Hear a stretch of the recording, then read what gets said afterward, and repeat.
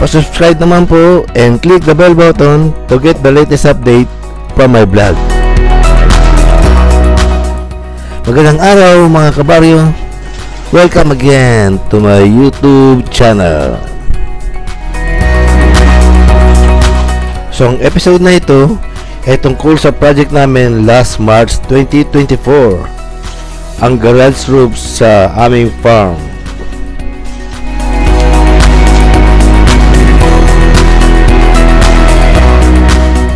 Basically po, yung warehouse namin ang ginagawa naming garage ng Kubota tractor namin, service na SUV namin na Pajero and other farm equipment.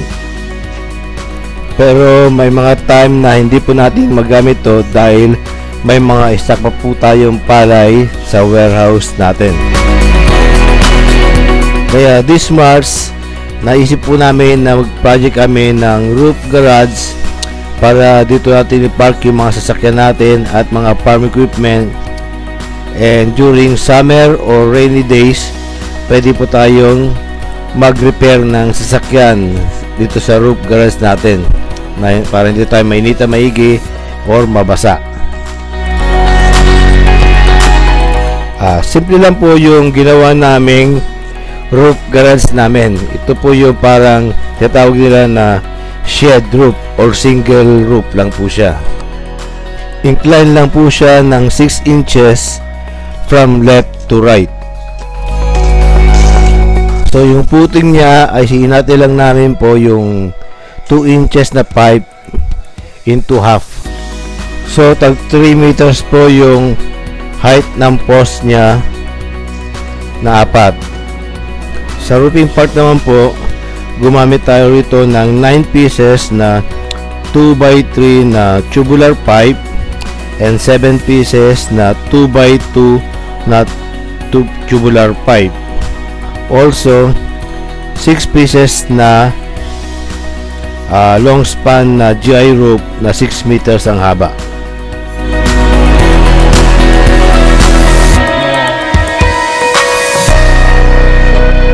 Ang area po ng roof garage natin ay 6 meters by 6 meters. So ang kagandahan ng design na to is wala po kaming kinat na mga tubular na 2x3 and 2x2. Ang kinat lang po natin dito ay yung sa poste na 3 meters. And other than that, puro assemble na lang po. So wala pong cutting ito, so mas madali yung trabaho natin. And spot welding na lang po yan para mabuo yung rafter sa yung buttons nya.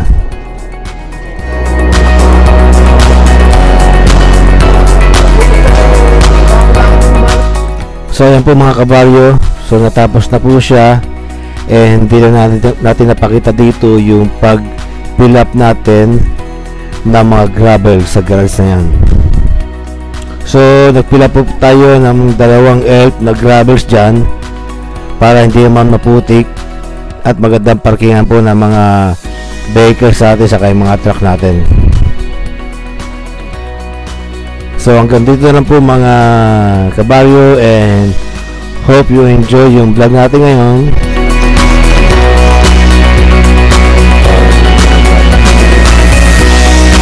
By the way po, ito pala yung puno namin ng Indian mango sa tabi ng garage natin and sa may dryer po natin. So mababa lang po siya, yung mga bunga niya abot kamay lang po siya. So pwedeng abutin lang ng kamay. Yan po yan.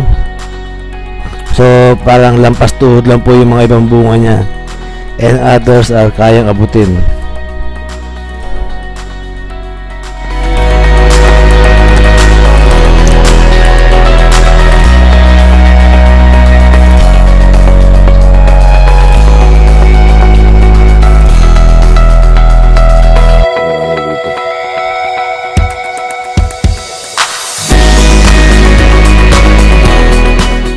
Thank you for watching mga kabaryo, and don't forget to like and subscribe to my YouTube channel, and have a nice day.